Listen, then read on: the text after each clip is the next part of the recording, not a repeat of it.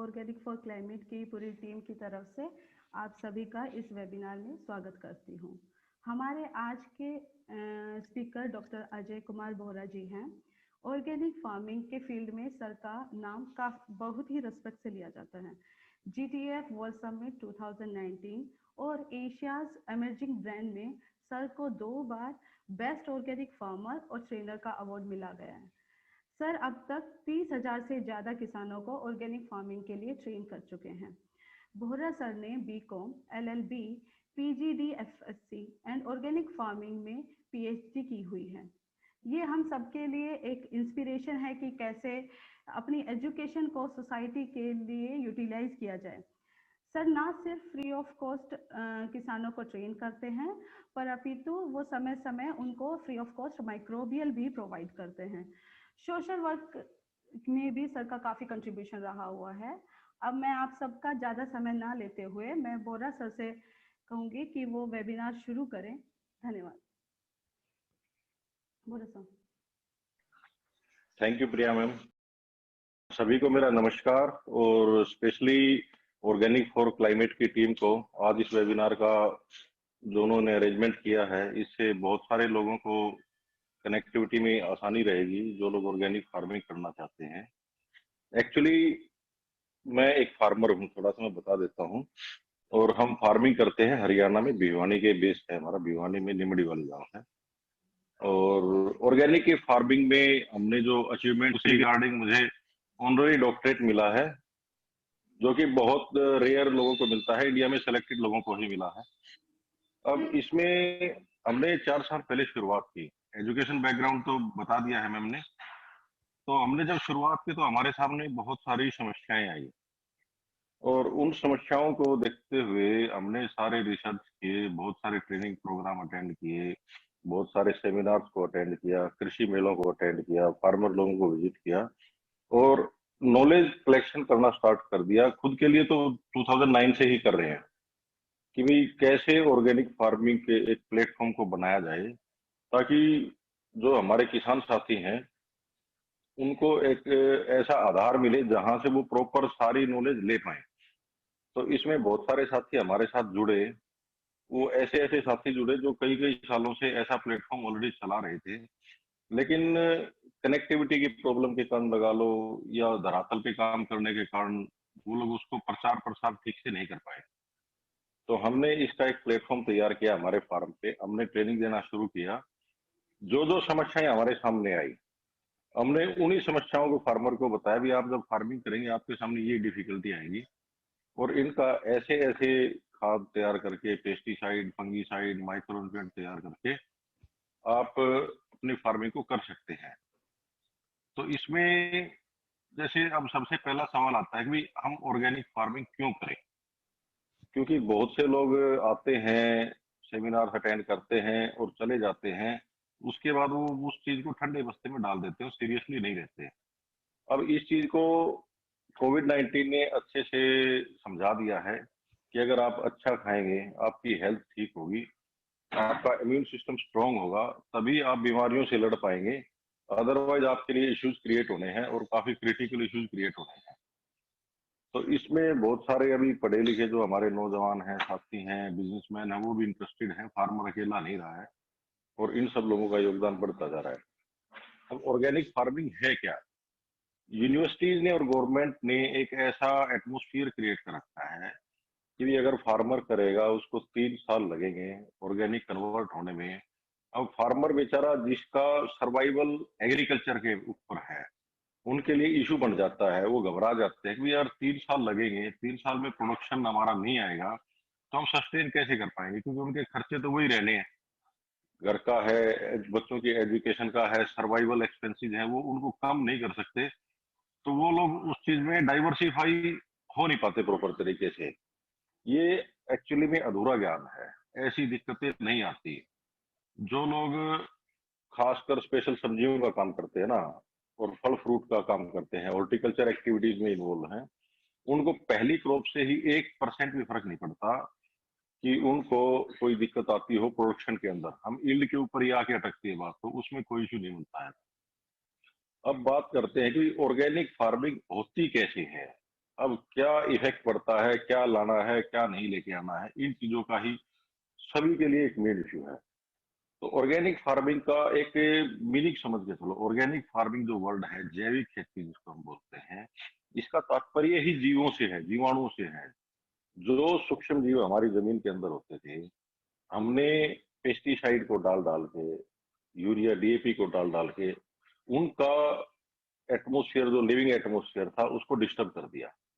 अब उसको डिस्टर्ब करने के कारण, जिस तरह दिवाली के आसपास दिल्ली, हरियाणा, पंजाब में एक धुएं का एटमोस्फियर बन जाता है, तो जो दमा के पेशेंट है ना, उनको बड़ी प्रॉब्लम हो जाती है, क्योंकि उनको सांस लेने में बड़ी दिक्कत आती है, क्योंकि पोल्यूशन का कंटेंट बहुत ज्यादा होता है एटमोस्फियर में।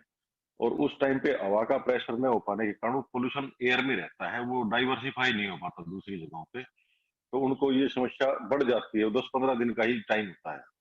तो इसी तरह जो हमने जमीन को दे रखा है, जमीन को माता तो हम बोलते हैं, धरती माता बोलते हैं, लेकिन उसको एक्चुअली में मानना ही नहीं चाहते हम दुकान पे जाते हैं, यूरिया ले आए, डीएपी ले आए, पेस्टिसाइड ले आए, और आपका फंगीसाइड ले आए, उन सबको जमीन में डाल दिया।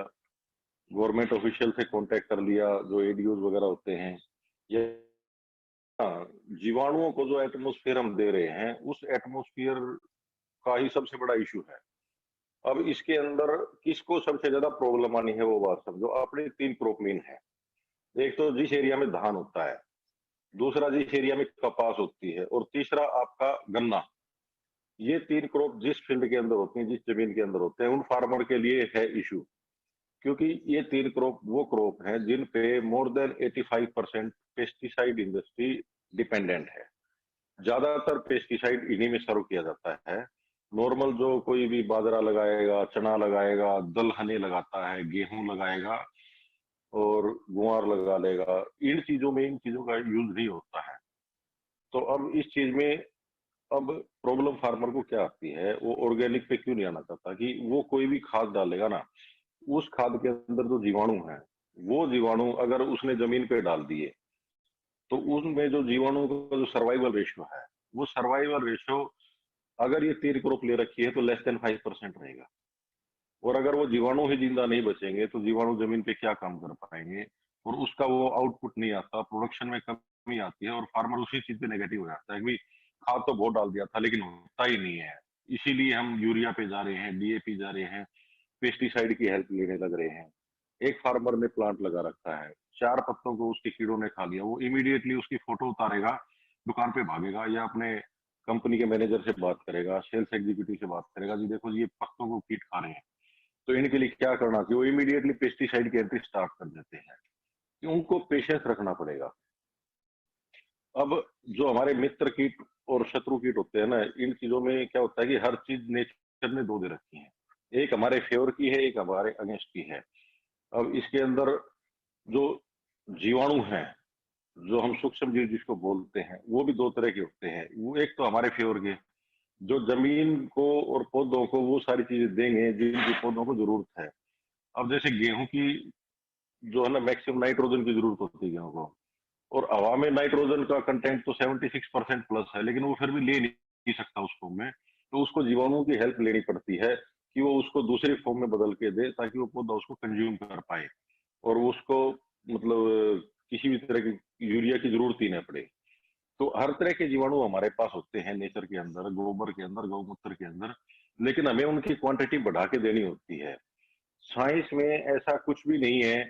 पेस्टिसाइड का रिसर्च हो जाता है, लेकिन उसका ट्रीटमेंट कोई नहीं है। जैसे 1945 में हिरोशिमा और नागासाकी में परमाणु बम डाल दिए, आज भी ये साइंस के पास ऐसी कोई टेक्नोलॉजी नहीं है कि वहां का रेडिएशन इफेक्ट को खत्म कर सके। वहां अब भी इतना रेडिएशन है कि कंकर को भी छू दिया तो मृत्यु पक्की है। तो इसी तरह जो हम पेस्टिसाइड की एंट्री करवाते हैं ना, उस पेस्टिसाइड का जो इफेक्ट है वो बहुत लॉन्ग टर्म तक रहता है। उसको हम रिड्यूस होने के बजाय साथ साथ और पुश करते रहते हैं और डालते रहते हैं। वो डालने के कारण वो जमीन इतनी खराब होती जा रही है। जमींदारों के पास जाओगे ना, फार्मर के पास, जो टिपिकल फार्मर है, वो बोल देंगे भी हमने तो जहर डाल डाल के जमीन को खत्म कर दिया, मार दिया, ताकत खत्म हो चुकी है, ये नहीं डालेंगे ना तो नहीं होगा। जैसे कपास की खेती के अंदर, उसमें टाइम टू टाइम पहले तो यूरिया डलती थी फेंकने से, अब तो मुट्ठी भर भर के यूरिया डालनी पड़ती प्लांट की जड़ों के अंदर, और वो 3-4 बार, कि प्लांट का इतनी स्टेज आ गई, अब यूरिया डालनी पड़ेगी, दूसरी स्टेज आ गई, थोड़ा और ग्रो करके फिर डालनी पड़ेगी, फिर ग्रो करके फिर डालनी पड़ेगी। तो इससे यूरिया की एंट्री बढ़ती जा रही है, क्योंकि प्लांट फेंकने से काम नहीं चल पा रहा, उसको और भी ज्यादा एनर्जी चाहिए, तो उसको जड़ों में डालना पड़ रहा है।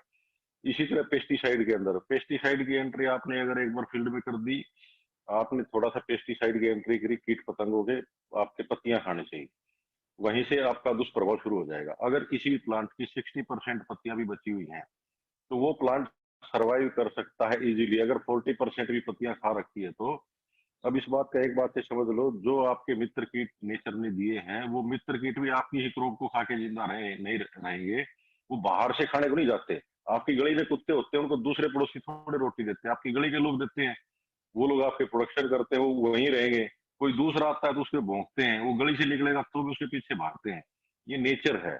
जो आपका मित्र है, उसके पैरेलल उसी प्रजाति के शत्रु मिलते हैं। आपको मित्र कीट पे काम करना है, आपको मित्र फंगस के ऊपर काम करना है। मित्र फंगस आपकी गोबर में और गौमूत्र में, जो देशी हमारी वैरायटी की गऊ होती है, उसमें भरपूर मात्रा में होती है। तो उसके ऊपर मैं अभी क्या क्या किस चीज से होगा। तो इसी तरह मित्र कीट हो गए, शत्रु कीट हो गए, मित्र फंगस होगी, शत्रु फंगस होगी। इसी चीज के ऊपर चलते हुए, पत्ते को कीट ने खा लिया, हम दुकान के पास गए, दुकानदार ने हमें दवाई दे दी, उस दवाई का हमने स्प्रे कर दिया, उससे हमारी फ्लावरिंग डिस्टर्ब होगी, फ्लावरिंग आने में लेट हो रखा है या कम आ रही है। हम दुकान पे गए, भी फ्लावरिंग कम आ रही है या फ्लावरिंग बच नहीं पा रही, हमारे फ्लावर खत्म हो रहे हैं, हमारा बगर खत्म हो रहा है, सड़ने लग रहा है, तो वो दूसरी पेस्टिसाइड की एंट्री कर देगा, जी आपको ये दवाई डालनी है, इतनी डालनी है। उसके बाद वो फ्लावर से आपका फ्रूट मैच्योर होना शुरू हो गया। तो फ्रूट मैच्योर शुरू हो गया तो वो ग्रोथ कम दे पा रहा है, क्योंकि आपके प्लांट को जरूरत है, उसका इम्यून सिस्टम आपने डिस्टर्ब कर रखा है। फिर दुकानदार के पास जाते हैं, जी अब बताओ जी क्या डालना है, वो फिर आपको दूसरी दवाई दे दे। तो वो दे दिया, फिर आपका जी फ्रूट मैच्योर होने लग रहा है, पकाई लेट होने लग रही है, या फिर आपका प्लांट होल्ड नहीं कर पा रहा है, उसके लिए फिर, यानी कि स्टेप बाय स्टेप आप, एक ये पद्धति है, इसमें एक बार एंट्री करने के बाद आप रोक नहीं पाओगे अपने आप को। आपको दुकानदार की बातों को मानना ही पड़ेगा, या कंपनी वालों की बातों को मानना पड़ेगा, गवर्नमेंट ऑफिशियल्स के पास जाना पड़ेगा। अब इस चीज में समझो कि ऑर्गेनिक फार्मिंग में फिश फार्मिंग में फर्क है। अगर आप ऑर्गेनिक फार्मिंग करते हो, तो हम ऑर्गेनिक फार्मिंग में प्लांट के ऊपर काम नहीं करते, जमीन पे काम करते हैं। अगर आपने अपनी जमीन को सुधार लिया, तो जमीन के ऊपर कोई भी प्लांट जो उगेगा, किसी भी वैरायटी का लगा लो, वो प्लांट ऑटोमेटिक हेल्थी होगा, उसका इम्यून सिस्टम स्ट्रोंग होगा। इसका कंपैरिजन सिर्फ इसी बात से कर लो, रोड साइड पे रहने वाले बच्चे, झुग्गी झोपड़ियों में रहने वाले बच्चे कम बीमार पड़ते हैं मतलब बजाय हमारे बच्चों के, जबकि उनके पास सर्दी में पहनने के कपड़े नहीं है, नंगे पैर चलते हैं, फिर भी उनको बीमारी नहीं लगती। हम सारी सावधानियां रखते हैं, फिर भी नहीं बचा पाते। तो इसमें अब करना क्या है, इस बात के ऊपर हम आते हैं। इसमें करने के लिए आपके पास कई सारे ऑप्शन हैं, और इसको कॉम्प्लिकेटेड बना दिया है। बहुत सारी पद्धतियां आ गई हैं। फार्मर कम्युनिटी बड़ी डिस्टर्ब है कि किसको तो फॉलो करें, किसकी बात पे यकीन करें, और किसको मना करें कि भी ये सही है, ये गलत है। ये डिसीजन एक्सपेरिमेंट वो अगर करेंगे ना, तो उनकी क्रॉप का साइकिल खत्म हो जाएगा, उनकी क्रॉप ही खत्म हो जाएगी। अब वो इतना कंप्रोमाइज भी नहीं कर सकते। तो इसमें क्या है, हमने उन सब को बहुत इजी फॉर्म में बना के फार्मर के आगे पेश किया है। इसीलिए हमारे पास अभी तक मोर देन 30,000 फार्मर हमारे फार्म पे आए हैं, ट्रेनिंग लिया है, और उन लोगों में से मोर देन 11,000 फार्मर तो रूटीन में हमारे टच में हैं, जो फोन करते रहते हैं बार बार, जिनके नंबर हमने सेव कर रखे हैं, जिनको हम एक तरह से मान लो कंसल्टेंसी देते हैं। हमारा सब फ्री होता है, कोई चार्ज नहीं हमारा फार्मर भाई के साथ। अब इसमें करना क्या है, इसके ऊपर अब शुरुआत करते हैं हम। आपको भूमि के ऊपर काम करने के लिए सबसे पहला ऑप्शन है, आपको तुलसी की खेती करके अगर उसको जमीन में मल्च कर दोगे आप, तो सबसे ज्यादा जो न्यूट्रिशन की हमारी लैंड को जरूरत है वो तुलसी से मिलती है। लेकिन कई पार्ट पे आने के बाद हम ये मानते हैं, हमारे फैमिली में फीमेल्स मानते हैं, माताएं बहनें, भी तुलसी को काटना नहीं है। हमारे कल्चर में है, हमारे ये मतलब मान्यताओं में है कि तुलसी को जमीन के अंदर नहीं काटना है। तो उसके बाद आपके पास दूसरा ऑप्शन आता है, सारी तरह की दलहनें लेके और उनको जमीन पे डाल दो। जब वो 45 दिन की, 40 दिन की या 50 दिन की हो जाए, तो उनको आप जमीन के अंदर मल्च कर दो अच्छे से। तो वो आपकी जमीन में सारी तरह की पूर्ति कर देंगे जितने आपको न्यूट्रिशन की जरूरत है। हमारे किसी भी प्लांटों को 17 टाइप ऑफ न्यूट्रिशन की जरूरत पड़ती है। अब वो वैरायटी के वाइज अलग अलग है, किसी को किसी चीज की कम जरूरत पड़ेगी, किसी चीज की ज्यादा जरूरत पड़ेगी। अब इसमें इसके बाद ऑप्शन आता है ढेंचा बोलते हैं हमारे एरिया में, एरिया वाइज अलग अलग इसके नाम दिए गए होंगे। तो हम उसकी सोइंग करवाते हैं। वो ढेंचा जब 45 दिन का हो जाता है तो उसको जमीन के अंदर मल्च करवा देते हैं। तो ये पहला स्टेप है। इस स्टेप के बाद आपको जमीन में, जब से आप ये शुरू करोगे, आपको एक कमिटमेंट अपने आप से करना पड़ेगा। किसी भी तरह की फर्टिलाइजर की, पेस्टिसाइड की, फंगीसाइड की कोई भी पैकिंग आपकी फील्ड पे नहीं आनी चाहिए। सब कुछ आपको खुद तैयार करना है। हम जो पद्धति बता रहे हैं वो पद्धति फ्री की पद्धति है, मतलब बहुत नॉमिनल खर्चे हैं मार्केट को अगर कंपेयर करेंगे तो। बस उस पर विश्वास करो, मेहनत करो, कोई भी दिक्कत आए हम बैठे हैं, हम आपको प्रॉपर कंसल्टेंसी देंगे। कोई उसमें किंतु परंतु नहीं होती। अगर फोन नहीं उठा पाते हैं तो व्हाट्सएप पे कन्वे करें, मैसेज डाल के छोड़ दें, आपको 100% रिप्लाई आ जाएगा। अब उसके बाद का स्टेप क्या है? दूसरा स्टेप हमारे पास आता है कि उसमें हमें इनपुट देनी है फील्ड के अंदर। अगर हम बंद कर रहे हैं ना सारी चीजों को, तो बदले में जमीन को देना पड़ेगा। अब देना क्या है? हमारे एरिया में एकड़ बोलते हैं हम, एक किला जिसको बोलते हैं ना, लगभग 198 फीट बाई 220 फीट का, आप मान के चलो राउंड फिगर 200 बाई 220 फीट का ये 1 एकड़ का एरिया है, जिसके ऊपर मैं आपको फर्टिलाइजर की डाइट बताने जा रहा हूँ। उसमें 8 से 10 ट्रॉली गोबर की खाद। गोबर का कोई फर्क नहीं पड़ेगा आपका गाय का है या भैंस का है। बहुत सारे साथी कंफ्यूज हो जाते हैं, जी गाय का तो नहीं मिल पा रहा इतना सारा गोबर, भैंस का ले या नहीं ले। गाय और भैंस में ही लेना है। अगर आपके पास ऑप्शन हो मुर्गे की खाद मिल रही है, उसको फील्ड में एंट्री नहीं करनी है। अगर देसी मुर्गे की खाद कहीं मिल रही है तो थोड़ी बहुत ही मिल पाएगी, उसको डाल सकते हैं। फार्म में कोई भी अगर मुर्गा है उसकी खाद की एंट्री नहीं होने देनी, क्योंकि बहुत सारे फार्मर यूज करते हैं क्योंकि उससे एकदम से ग्रोथ आती है, कोई भी ग्रोथ आप लगाते हैं तो। लेकिन उसमें समस्या ये है, जिस दिन से चूजे को लेके आते हैं और वो मुर्गा मार्केट में जाता है, तब तक वो सनलाइट में नहीं आता, उसको इंडोर लाइट में रखा जाता है और वैक्सीनेशन पे चलता है। तो वो जो वैक्सीनेशन होती है वो टोटल उनके वेस्ट के अंदर आती है, और उसकी अगर आपने फील्ड में एंट्री कर दी तो आपने अपने फील्ड को हार्मली कंटामिनेटेड कर दिया बहुत हाई लेवल पे। तो उससे बचना है हमें। उसके बाद ऑप्शन मिलता है हमें, भाई बकरी की खाद मिलती है। बकरी की खाद कुछ पार्ट में डाल सकते हैं, प्रॉपर नहीं डालनी है। भी गोबर में मिला के आपने डाल दिया 5%, 10%, क्योंकि ये बहुत ज्यादा गर्म होती है। एक लेवल के आप 20 लेवल के बाद आप 20% पे आ सकते हैं, लेकिन उसको अच्छे से डिकम्पोज करके डालना है। अब जो गोबर की खाद आपने डालनी है, इसमें हम रिकमेंड करते हैं कि 2 बारिश का सीजन उस गोबर के ऊपर से निकला हुआ होना चाहिए, क्योंकि हम ढेर लगा के छोड़ देते हैं। किसान का गोबर निकलेगा, वो एक हमारे एरिया में रूढ़ी बोलते हैं, कुर्डी बोलते हैं, वो ढेर लगाता रहता है, स्टोर करता रहता है। उसके अंदर का जो टेम्परेचर होता है वो लगभग 75 से 80 डिग्री चला जाता है। और कोई भी जो बैक्टीरिया होता है उसका सर्वाइवल टेम्परेचर जो होता है वो 2 डिग्री से लेके और 38 डिग्री, 38 डिग्री तक वो सर्वाइव कर पाएगा, उसके बाद वो सर्वाइव नहीं कर पाएगा। तो अगर आपने ताजा गोबर डाल दिया तो उस गोबर के अंदर वो बैक्टीरिया नहीं है जिसकी आप वेट कर रहे हैं। उस गोबर के अंदर कच्चा गोबर जमीन में अगर गया तो आपको फंगस की समस्याएं बढ़ जाएंगी, आपको दीमक की समस्या बढ़ जाएगी, और फंगस की समस्या इतनी बढ़ जाएगी कि आपके लिए उसको कंट्रोल कर पाना बहुत मुश्किल हो जाएगा और आप हिम्मत हार जाएंगे। तो इस पे स्पेशल ध्यान रखना है कि गोबर की खाद 2 बारिश निकली हुई होनी चाहिए। अगर 2 बारिश नहीं मिलती तो कम से कम एक सीजन तो निकला हुआ होना ही चाहिए, उसी को खेत में डालें, अन्यथा उसको वेट करें। अब अगर आपके पास दोनों ही ऑप्शन नहीं है, गोबर की खाद आपको मिल ही नहीं पा रही है पुरानी, तो इसका तीसरा ऑप्शन आपके पास ये है कि आप गोबर का बेड बना लें। जहां से भी आपका ताजा गोबर मिले ना, या थोड़ा बहुत पुराना मिल गया, 2 महीने 4 महीने, जिस तरह कुछ एक साथी गौशाला से लेके आते हैं। गौशाला में क्या करते हैं, वो पुराने गोबर के ऊपर नया आता रहता, नया आता रहता, तो ढेर लगता रहता है, तो वो पता नहीं चल पाएगा कि ये कितना पुराना है। वो एड ऑन होता रहता है day by day, day by day. तो उसका बेड बनाए। बेड कैसे बनाना है? बेड की हाइट 2 फुट से ऊपर नहीं जाने देनी। लंबाई चौड़ाई से कोई फर्क नहीं पड़ता, कितना ही लंबा और कितना ही चौड़ा बना लो। अब उस बेड के ऊपर क्या करना है, national centre of organic farming Ghaziabad में है, अभी तो बंद हो चुका है। डॉक्टर कृष्ण चंद्रा जी ने वेस्ट डिकम्पोजर का कल्चर तैयार किया था। 20 रुपए की बोतल आती थी, उसका कल्चर दही के जामुन की तरह काम करता है। एक बार आपने अगर ले लिया तो उसके बाद दोबारा शायद कभी लेना ही नहीं पड़ेगा। हम तो पिछले 4 साल से यूज कर रहे हैं, हमें दोबारा लेने की जरूरत नहीं पड़ी है। उसको तैयार करने की विधि में साथ साथ बता देता हूँ। 200 लीटर का ड्रम लेना है प्लास्टिक वाला, उसके अंदर पानी भर देना है, उस कल्चर को डाल देना, हम आपको अवेलेबल करवाएंगे या आपके फार्मर साथी के पास मिल जाए। और 2 किलो गुड़ डालना है। गुड़ हम क्यों डालते हैं? गुड़ डालते हैं जो जीवाणु उस बोतल के अंदर है, उस कल्चर के अंदर है जो आपको मिला है, उन जीवाणुओं का अपने को डेवलपमेंट करना है पूरे ड्रम में, क्योंकि अपने को उनको बहुत ज्यादा क्वांटिटी में जरूरत पड़नी है।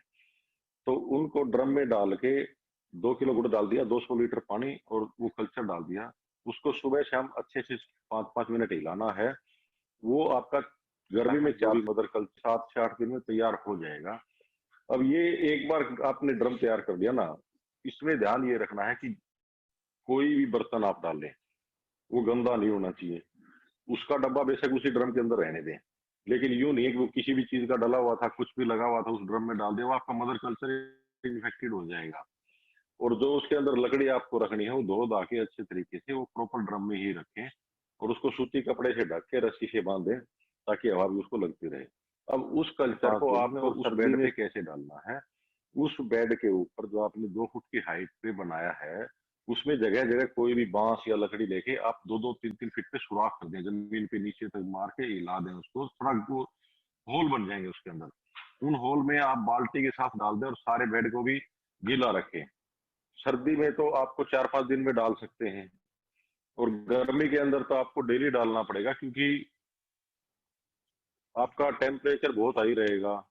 तो वो वेपोराइजेशन की जो पद्धति है ना, वो वेपोराइज होता रहेगा पानी, तो वो उसमें मॉइस्चर मेंटेन रखना है। और किसी भी आप घास फूस से उसको ढक के रख सकते हैं तो और भी बढ़िया है। वो आपका 1.5 से 2 महीने में गोबर तैयार हो जाएगा। तो वो आपके लिए खुद का एक फर्टिलाइजर यूनिट खुद की लग गई, जिससे आप अपने फील्ड की पूर्ति कर सकते हैं। अब उसको आप फील्ड में डालेंगे। अब उसके बाद क्या है कि आपको लिक्विड मैन्योर पे आना पड़ेगा। ये आपका सॉलिड फॉर्म का काम था, ये कंप्लीट हो चुका है। अब लिक्विड मैन्योर की पूर्ति कैसे करनी है? जो लिक्विड मैन्योर आप देंगे प्लांट को, आपकी फील्ड को, उसमें जीवाणु की क्वांटिटी जो है ना वो बहुत ज्यादा होती है, क्योंकि गुड़ डालने से उसकी कॉलोनियां मल्टीप्लाई होती रहती हैं, वो लाखों करोड़ों की तादाद में हो जाते हैं। और उनसे आप एक ड्रम तैयार करके आप कितने ही ड्रम तैयार कर सकते हैं आपकी फील्ड के अकॉर्डिंग। हम रिकमेंड करते हैं कि एक फार्मर एक बार में 1 एकड़ में 200 लीटर का ड्रम वेस्ट डिकम्पोजर का चला सकता है पानी के साथ। वो डिकम्पोजर क्या करेगा, आपकी मिट्टी के अंदर मिट्टी को छोड़ के प्लांट का कोई भी वेस्ट है, कोई भी जड़ है, उन चीजों को डिकम्पोज कर देगा बहुत फास्ट प्रोसेस में। जो चीज आपकी 2 साल 3 साल में डिकम्पोज होनी है, 6 महीने में डिकम्पोज होनी है, वो आपके 2 महीने 3 महीने में डिकम्पोज हो जाएगी और वो खाद में कन्वर्ट हो जाएगी। तो आपको खाद की रिक्वायरमेंट जो है वो इनिशियली बहुत जरूरी होती है, स्टार्टिंग में जब आप कन्वर्ट करते हैं तो वो आपकी पूर्ति हो जाएगी उससे। इसके साथ साथ अब आपको और न्यूट्रिशन की पूर्ति कैसे करनी है, अब इसके अंदर कुछ एक हमारे पास ऑप्शन आ जाते हैं जिनके ऊपर हम जा सकते हैं। पहला ऑप्शन तो ये है कि आपने कुछ एक ड्रम रख लिए, उन ड्रमों के अंदर मान लो एक ड्रम हम पहला लेके चलते हैं, उस ड्रम में आपने 10 किलो गुड़ डाल दिया, 10 किलो सॉरी गोबर डाल दिया। गाय का गोबर लेना है, ताजा गोबर लेना है। ताजा का मतलब है कि आप 4-5 दिन पुराना गोबर भी ले सकते हैं, उसको भी ताजा ही बोला जाता है। और सर्दी में तो 15 दिन पुराना गोबर भी ताजा के अंदर ही आएगा। उस गोबर को डाल दें। गोबर किसका लेना है? गोबर देसी गाय का लेना है। देसी गाय कौन सी होती है? देसी गाय वो होती है जिसकी कमर प्लेन होने की बजाय जिसके ऊपर ऊंट की तरह कुबड़ बनता है कमर पे, वो सारी देसी गाय है। आपको वैरायटी से कोई मतलब नहीं है, 29 वैरायटीज हमारी हैं देसी गाय की पूरे हमारे भारतवर्ष में। कोई भी वैरायटी आपको मिल जाए, उसका गोबर लेना है, उसी का गौमूत्र लेना है। गौमूत्र लेने के टाइम पे फार्मर को बहुत दिक्कत आती है, बोला सर गौमूत्र तो हमें नहीं मिल पा रहा। तो गौमूत्र आप किसी भी फार्मर से ले लें। गाय जब भी दूध देती है तो दूध के टाइम पे वो हमेशा मूत्र करती है, तो वहां पे बाल्टी बाल्टी लगा के कलेक्ट फार्मर कर लेते हैं, जो हमारे जितने भी साथी हैं हम लोग करते हैं। तो आपने 10 किलो गोबर 10 लीटर गौमूत्र एक ड्रम के अंदर डाल दिया, उसके अंदर 5 किलो गुड़ डाल दें आप। अब गुड़ किस लिए हम डाल रहे हैं? गुड़ डाल रहे हैं जो बैक्टीरिया गोबर और गौमूत्र के अंदर हैं, हमने उनको मल्टीप्लाई करके उनकी क्वांटिटी को बढ़ाना है, काफी लाखों करोड़ों की तादाद में करना है, ताकि फील्ड के ऊपर उसका इम्पैक्ट, उसका जो इफेक्ट है वो अच्छा आए, बढ़िया आए। अब उसके बाद क्या करना है कि इसके अंदर आप वेस्ट डिकम्पोजर जो आपने तैयार कर रखा है ना, वेस्ट डिकम्पोजर अगर आपके पास है तो वेस्ट डिकम्पोजर 50 लीटर डाल दें। अगर नहीं है तो पानी डाल दें, और अगर है तो वेस्ट डिकम्पोजर डाल दें। और अपना बंसी गिर गौशाला है अहमदाबाद में, गोपाल भाई सुतारिया की, उन्होंने जो अपना गिर गाय होती है गुजरात की, उनमें 2 से 2.5 लाख नंदी में से एक नंदी निकलता है, जिसके अंदर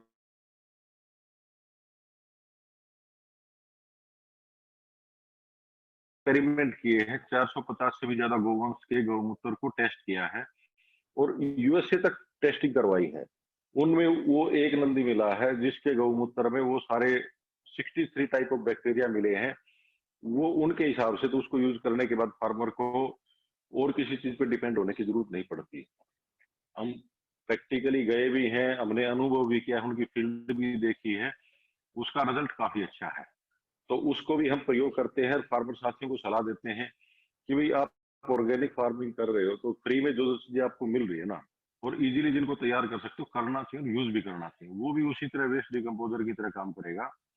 200 लीटर के ड्रम में वो कल्चर ले आए, पानी डाला 200 लीटर, 2 किलो गुड़ डाल दिया, कल्चर डाल दिया, उसमें 2 लीटर गाय के दूध से बनी हुई लस्सी, छाछ, वो भी डालनी पड़ती है। वो डाल दिया डिकम्पोजर की तरह, वो भी 7-8 दिन में आपका सर्दी में तैयार हो जाएगा।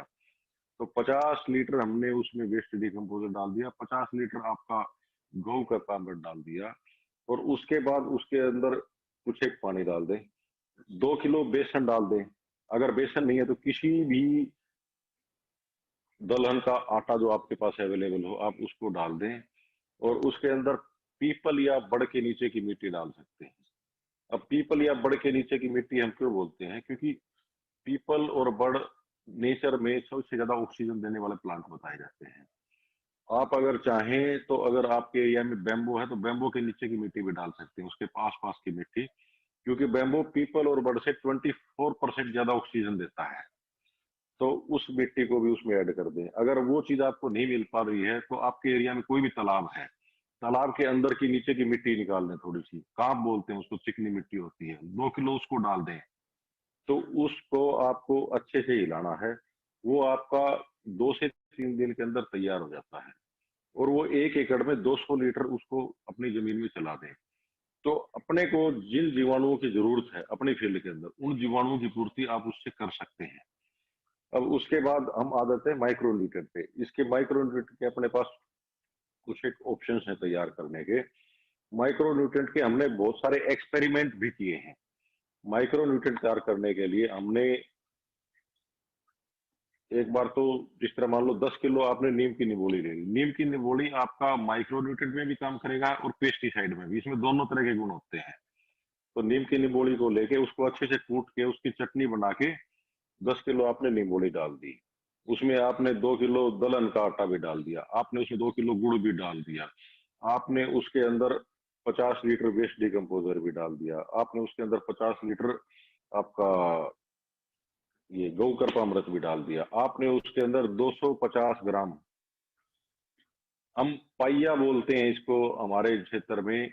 तो बहुत सारे मेरे वीडियोस पे कमेंट आते हैं, सर पाइया क्या होता है? ये लैंग्वेज प्रॉब्लम एक्चुअली में आ जाती है, क्योंकि हम रीजनल लैंग्वेज को यूज करते हैं।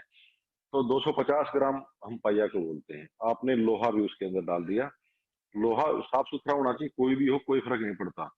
अब उसके बाद आपने उसके अंदर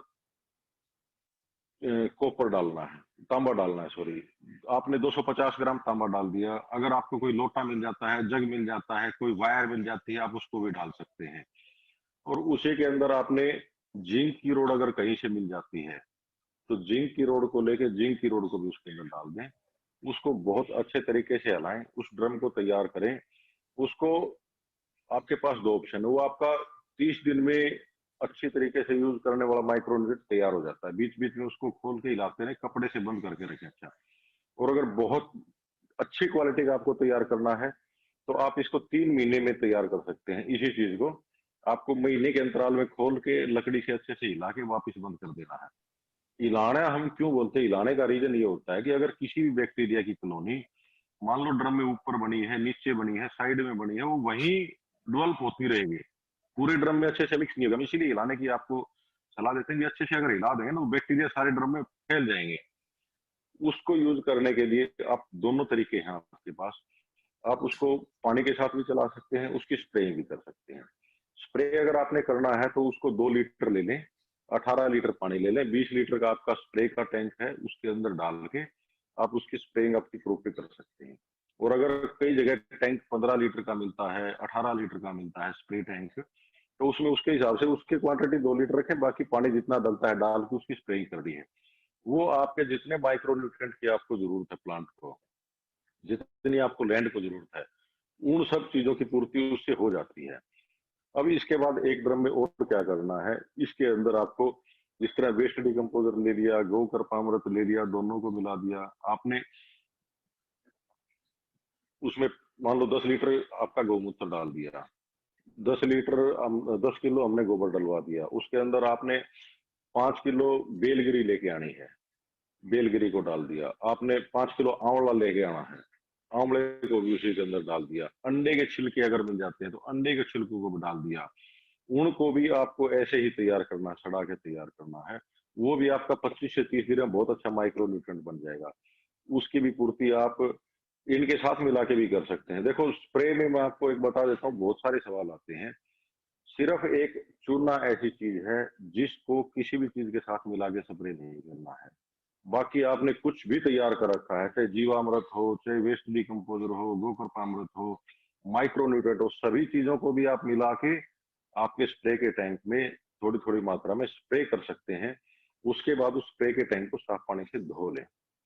अब इसके बाद आ जाती है आपको, कई किसान साथियों के पास बायोगैस प्लांट मिल जाते हैं या उनके आसपास के एरिया में मिल जाते हैं, किसी गौशाला में मिल जाते हैं, तो उसका भी बड़ा अच्छा रिजल्ट मिलता है। अब उसका प्रैक्टिकली हमने रिसेंटली एक एक्सपेरिमेंट बहुत अच्छा हमारा रहा है, पिछले 1.5 साल से 2 साल से हम वो एक्सपेरिमेंट कर रहे थे। हमारे 2 फार्मर थे, एक फार्म उन दोनों का अमरूद का बाग है और एक ही गाड़ी में उन दोनों के प्लांट आए थे, एक ही नर्सरी से। एक फार्मर के जो पौधे हैं जो अपने तरीके से कर रहे थे, उनका हाइट 1.25 साल में लगभग 4 से 4.5 फीट गई। और जो फार्मर हमारे साथ कनेक्टेड थे, उनकी जो प्लांट की हाइट है वो लगभग 8 से 9 फुट, यानी कि नॉर्मली आपको 1.25 साल का पौधा 4-4.5 फीट का ही मिलता है, एवरेज ग्रोथ यही है, और वो 8 से 9 फुट गए। उस ग्रोथ का रीजन मैं आपको समझाता हूँ क्या मिला। उनके घर पे बायोगैस प्लांट था, घर पे देसी गौ थी। उस बायोगैस प्लांट की जो स्लरी है, उस स्लरी को हम लोग खेत में लेके आए। अब उनके हमने 5-7 ड्रम रखवा दी स्लरी के सारे के सारे। उनमें क्या कर दिया कि आज एक ड्रम तैयार हो गया, उसके बाद जो स्लरी आएगी वो दूसरे में, फिर आएगी तीसरे में, फिर आएगी चौथे में, वो वन बाय वन जो सबसे आगे वाला ड्रम वो पहले तैयार हो जाएगा, उसके बाद दूसरा, तीसरा, चौथा, पांचवा ऐसे तैयार होंगे।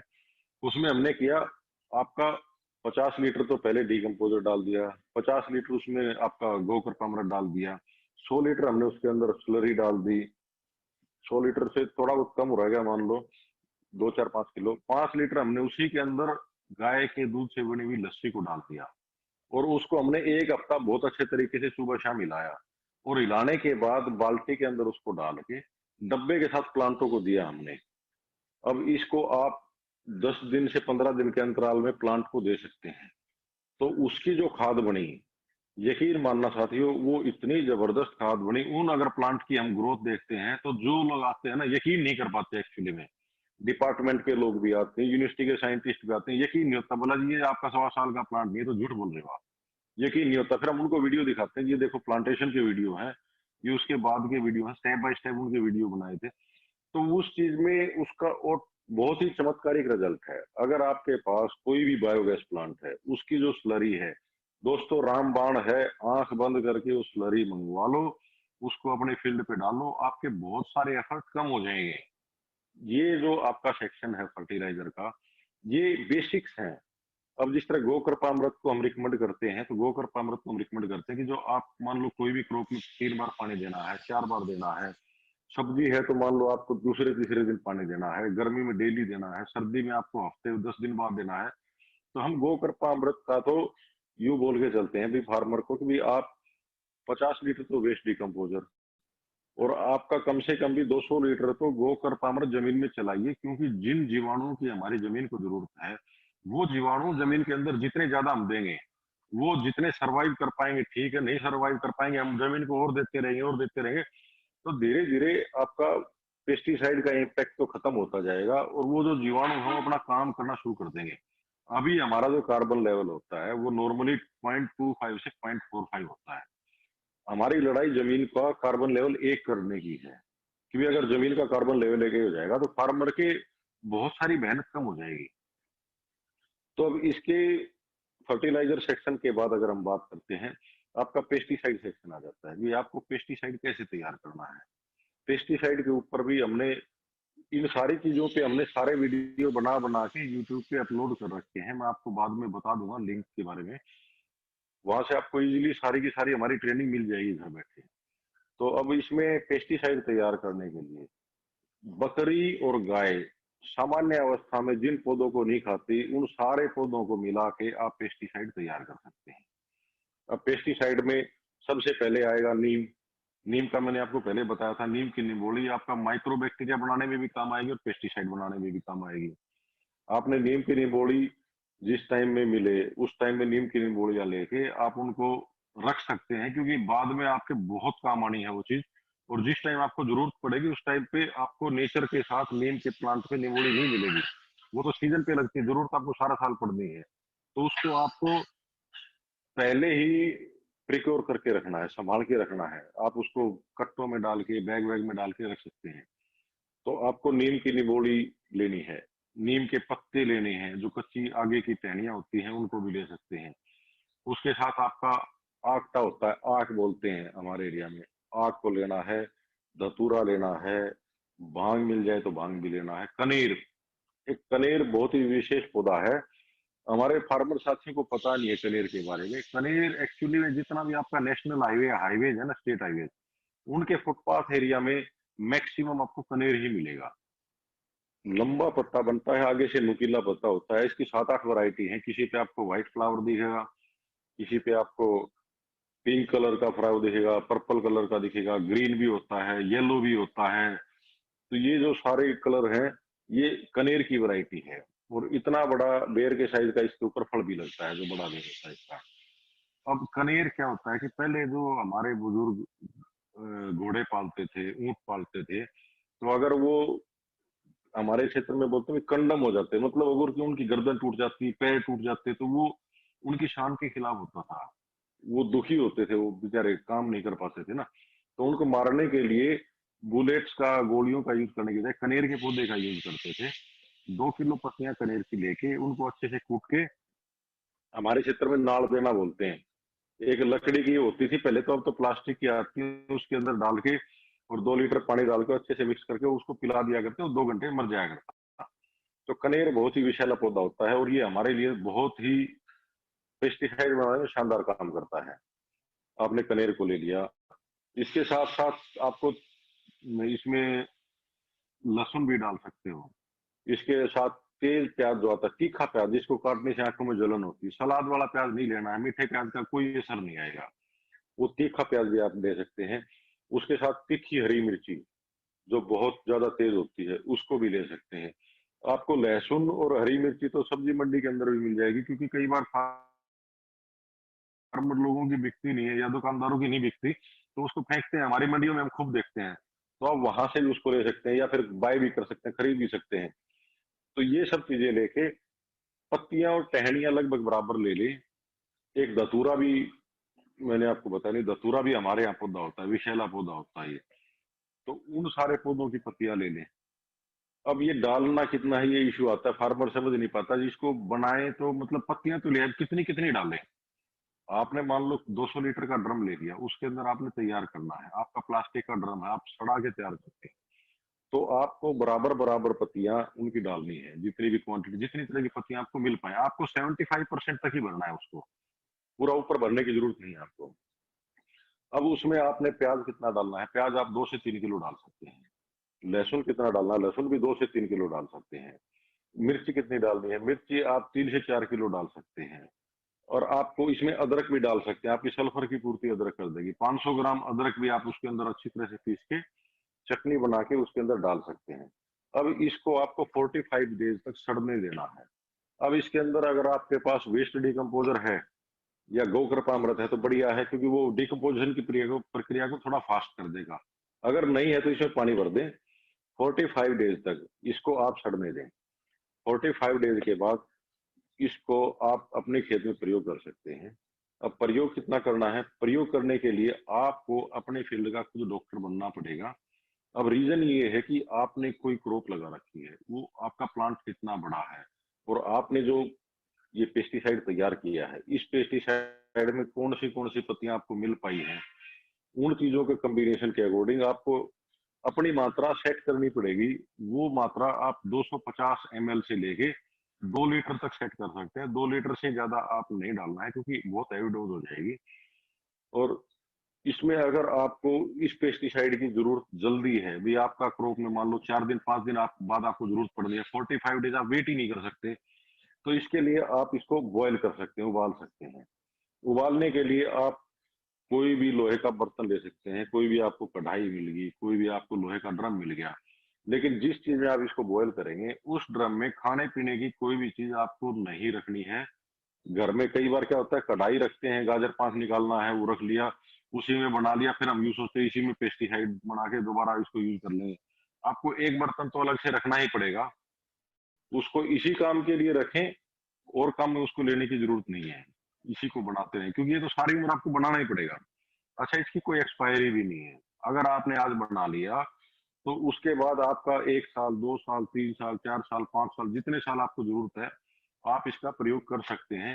उसी ड्रम में भी रख सकते हैं, अलग से आप किसी भी प्लास्टिक की कैनी में, जार में, छोटे ड्रम में डाल के उसको बंद करके रखें, बच्चों की पहुंच से दूर, जानवरों की पहुंच से दूर, गलती से कोई उसको पी न ले, अच्छे से बंद करके। अब इसका जो सॉलिड पार्ट बचेगा, उस सॉलिड पार्ट का भी आपको फेंकना नहीं है, उसको साइड में रख के सुखा लें, उसको अच्छे से कूट लें। और उसका अगर पाउडर नहीं बन पाता है, बहुत छोटे बन जाते हैं, तो ये मोस्टली सड़ने के बाद, ये उबलने के बाद सॉफ्ट बन जाएंगे, आराम से कूट जाएंगे। उनको अपने खेत में ही डाल दें। खेत में जो आपकी शत्रु फंगस है ये उस पर काम करेंगे और आपको हेल्प मिलेगी उस चीज से। कई बार जैसे सुंडी की समस्या इतनी हो जाती है तो हम तो रिकमेंड करते हैं कि भी अगर आप और कुछ नहीं कर पा रहे तो आक ले लो, आक को बॉयल कर लो, उबाल लो, या उसके पत्तों को कूट लो, उसको जमीन पे डाल दो, तो आपकी सुंडी की समस्या आप कंट्रोल कर पाओगे। अब ये आपका पेस्टिसाइड बनाना है। पेस्टिसाइड में इसमें आपके एक बार यूज करने के बाद अगर एक दो बार बारिश भी आ जाती है तो भी हमने देखा है इसका इफेक्ट नहीं जाता। ये बहुत स्ट्रॉन्ग इफेक्ट रहता है, इसका बड़ा अच्छा इफेक्ट रहता है। और अगर आपने आज यूज कर लिया, कुछ एक एरिया पे, स्पेसिफिक एरिया पे डाल के देखें, सारे फील्ड पे एक बुर में ना डालें। आज आपने तैयार किया है, आप कुछ एक एरिया ले लें, 20 गज है, 30 गज है, 50 गज है, उसके अंदर शाम को स्प्रे कर दें, सुबह उसका इफेक्ट दिखाई दे जाएगा। अगर आपके पत्ते मुरझाए हुए हैं, पत्तों ने, प्लांट ने गर्दन गिरा रखी है, तो उसकी मात्रा आपकी हैवी है, उसकी डोज को आपको कम करना है। अब उसको कम करने के लिए सबसे पहले तो आपको प्लांट को साफ पानी से स्प्रे करके धोना है अच्छे से, और उसके बाद उसको मात्रा कम कर सकते हैं। और अगर आपको लग रहा है कि आपकी कीट पतंगे कंट्रोल नहीं कर पा रहे हो, तो फिर आप इसकी मात्रा को थोड़ा थोड़ा बढ़ा सकते हो अपनी जरूरत के हिसाब से। अब बात आ जाती है कि फंगीसाइड तैयार करना है आपने। फंगीसाइड के लिए बहुत बड़ी समस्या आती है फार्मर के आगे, क्योंकि फंगस को कंट्रोल ही नहीं कर पाते। अब ऑर्गेनिक फार्मिंग में क्या है कि आपको एक साइकिल बनाना पड़ेगा आपकी क्रॉप का। हम अगर समस्या की वेट करेंगे ना, तो समस्या आने के बाद अगर आप समाधान करते हो तो उस समाधान में प्रॉब्लम आती है, क्योंकि एक बार डिजीज अगर आपके फील्ड में आ जाती है तो उसको कंट्रोल करना थोड़ा सा मुश्किल होता है फार्मिंग के अंदर, ऑर्गेनिक फार्मिंग के अंदर। पेस्टिसाइड में तो मुश्किल नहीं होता, उन्होंने तो सेट कर रखा होता है, ये पेस्टिसाइड लो, ये डाल दो, इससे इसका इफेक्ट आ जाएगा।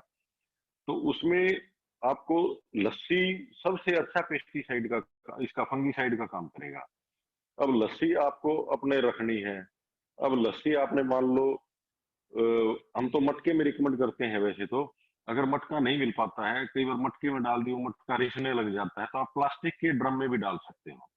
आपने 50 लीटर का ड्रम ले लिया, उसमें डाल दिया, आपका बहुत ब्रॉड एरिया में फार्मिंग है तो 200 लीटर के ड्रम में तैयार कर लो। उसके अंदर तांबे का बर्तन जरूर डालना है। आपने कोई भी लोटा डाल दिया, जग डाल दिया, उसको छोड़ दो। अब 15 दिन बाद एक बार बर्तन को निकालेंगे ना, तो उसका कलर बिल्कुल ब्लैकिश सा हो जाता है, तो उसको अच्छे से मसल के थोड़ा सा पानी डाल के धो के वापस डाल दो। वो आपका 25 से 30 दिन में फंगीसाइड तैयार हो जाएगा।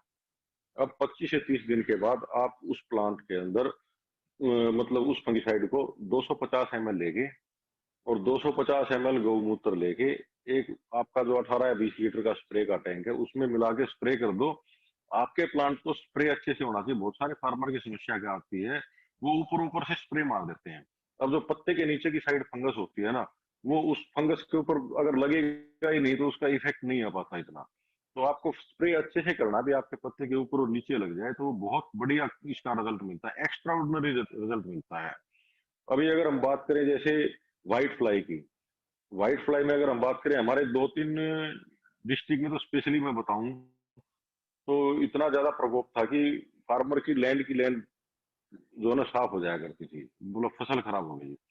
अब व्हाइट फ्लाई का जो सर्कल है प्रजनन करने का, उसके ऊपर वो क्या करते थे कि पेस्टिसाइड डाल दिया करते, ये पेस्टिसाइड डाल दो जी स्पेसिफिक। तो जैसे अब कोविड की दवाई नहीं है, ये चल रहा है जी, इसका तो ये बनेगा वो बनेगा, एक्सपेरिमेंट, वो एक्सपेरिमेंट व्हाइट फ्लाई पे करने शुरू कर दिए, वो नए नए रसायनों की एंट्री कर दी।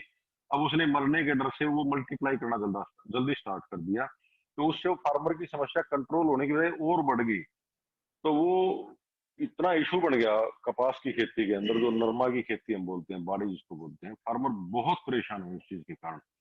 इस बार तो हमारे जिस तरह फंगस की समस्या आई है 2-3 डिस्ट्रिक्ट में, तो सारा का सारा गवर्नमेंट को ही फार्मर को हेल्प करनी पड़ेगी, क्योंकि उनकी क्रॉप बिल्कुल ही फंगस के कारण खत्म होगी। लेकिन जिन फार्मर लोगों ने ऑर्गेनिक फार्मिंग कर रखी थी, यकीन मानना चाहते हैं, उनको 1% भी इफेक्ट नहीं पड़ा। नहीं तो फंगस का इफेक्ट पड़ा, नहीं व्हाइट फ्लाई का। उनका प्रोडक्शन भी बहुत अच्छा आया, उनकी क्रॉप भी बहुत अच्छी रही। बाकी फार्मर लोगों की क्रॉप सारी की सारी पत्ते ऐसे जल गए जैसे पता नहीं कौन सा पॉइजन डाल दिया है, बिल्कुल ही राख बना दिया पत्तों का।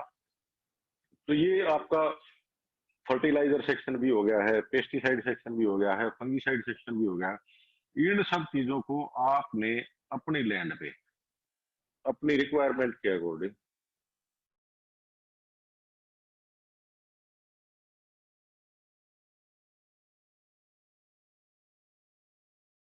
ना हो। हम आप ही की तरह किसान हैं। अब मैं किसी यूनिवर्सिटी का प्रोफेसर नहीं हूँ, मैं बिल्कुल क्लियर कर देता हूँ, मैं एक नॉर्मल फार्मर हूँ, आप ही की तरह हूँ। काम करके इस मुकाम पे हम आए हैं कि इतना अच्छा हमें सम्मान मिल रहा है। लेकिन आज भी हमारे फार्म पे प्रॉपर ट्रेनिंग चलती है। किसान साथी पूरे भारतवर्ष से और विदेशों से आते रहते हैं, और हम उनको, हमारी पूरी एनर्जी किसानों को अवेयर करने पे ही लगी रहती है। 1% भी इस चीज में कोई भी संकोच नहीं होता।